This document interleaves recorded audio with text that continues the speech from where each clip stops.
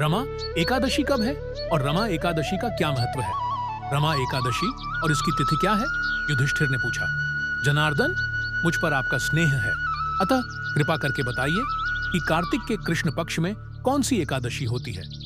भगवान श्री कृष्ण बोले, राजन, कार्तिक गुजरात महाराष्ट्र के अनुसार अश्विन के कृष्ण पक्ष में रमा नाम की विख्यात और परम कल्याणमयी एकादशी होती है। यह परम उत्तम है और बड़े बड़े पापों को हरने वाली है। पूर्व काल में मुचुकुंद नाम से विख्यात एक राजा हो चुके हैं, जो भगवान श्री विष्णु के भक्त और सत्य प्रतिज्ञ थे। अपने राज्य पर निष्कंटक शासन करने वाले उन राजा के यहाँ नदियों में श्रेष्ठ चंद्रभागा कन्या के रूप में उत्पन्न हुई।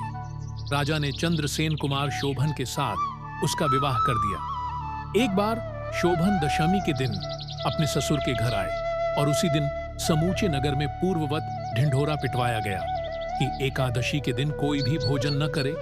इसे सुनकर शोभन ने अपनी प्यारी पत्नी चंद्रभागा से कहा, प्रिय, अब मुझे इस समय क्या करना चाहिए, इसकी शिक्षा दो। चंद्रभागा बोली, प्रभु, मेरे पिता के घर पर एकादशी के दिन मनुष्य तो क्या कोई पालतू पशु आदि भी भोजन नहीं कर सकते।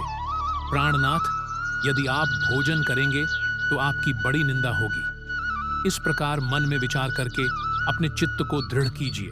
शोभन ने कहा, प्रिय, तुम्हारा कहना सत्य है, मैं भी उपवास करूंगा।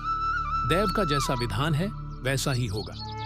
भगवान श्री कृष्ण कहते हैं, इस प्रकार दृढ़ निश्चय करके शोभन ने व्रत के नियम का पालन किया, किंतु सूर्योदय होते होते उनका प्राणांत हो गया। राजा मुचुकुंद ने शोभन का राजोचित दाह संस्कार कराया।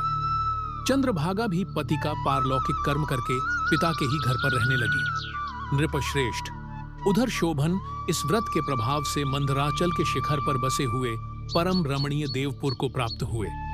वहां शोभन द्वितीय कुबेर की भांति शोभा पाने लगे। एक बार राजा मुचुकुंद के नगरवासी विख्यात ब्राह्मण सोम शर्मा तीर्थ यात्रा के प्रसंग से घूमते हुए मंदराचल पर्वत पर गए, जहां उन्हें शोभन दिखाई दिए। राजा के दामाद को पहचान कर वे उनके समीप गए। शोभन भी उस समय द्विज श्रेष्ठ सोम शर्मा को आया हुआ देखकर शीघ्र ही आसन से उठ खड़े हुए और उन्हें प्रणाम किया। फिर क्रमशः अपने ससुर राजा मुचुकुंद, प्रिय पत्नी चंद्रभागा तथा समस्त नगर का कुशल क्षेम पूछा। सोम शर्मा ने कहा, राजन, वहां सब कुशल हैं।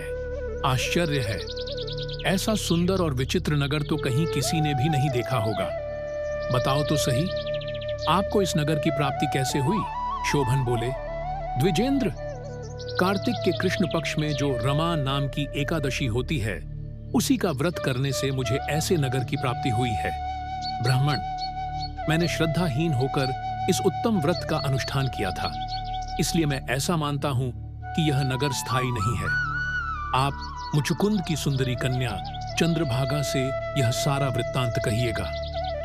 शोभन की बात सुनकर ब्राह्मण मुचुकुंदपुर में गए और वहां चंद्रभागा के सामने उन्होंने सारा वृत्तांत कह सुनाया।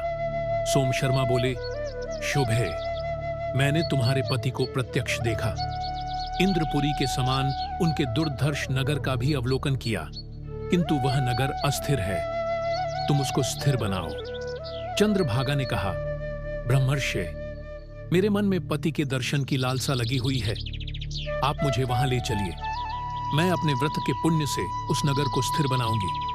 भगवान श्री कृष्ण कहते हैं, राजन, चंद्रभागा की बात सुनकर सोम शर्मा उसे साथ ले मंदराचल पर्वत के निकट वामदेव मुनि के आश्रम पर गए। वहां आर्षि के मंत्र की शक्ति तथा एकादशी सेवन के प्रभाव से चंद्रभागा का शरीर दिव्य हो गया तथा उसने दिव्य गति प्राप्त कर ली। इसके बाद वह पति के समीप गई। अपनी प्रिय पत्नी को आया हुआ देखकर शोभन को बड़ी प्रसन्नता हुई।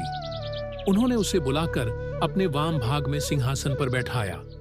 तदनंतर चंद्रभागा ने अपने प्रियतम से यह प्रिय वचन कहा, नाथ, मैं हित की बात कहती हूं, सुनिए।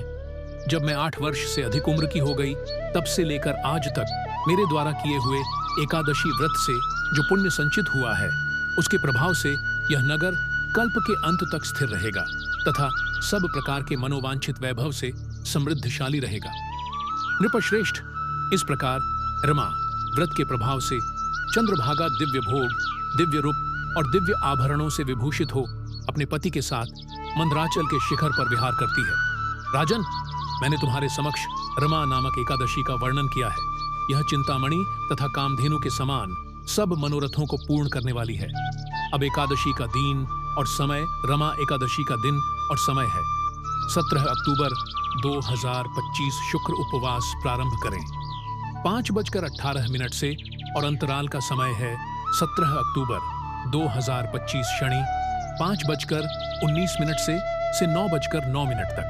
आप सबसे हाथ जोड़कर निवेदन है, आप सब एक साथ बोले, जय जय श्री राधा कृष्ण, जय श्री हरिवंश।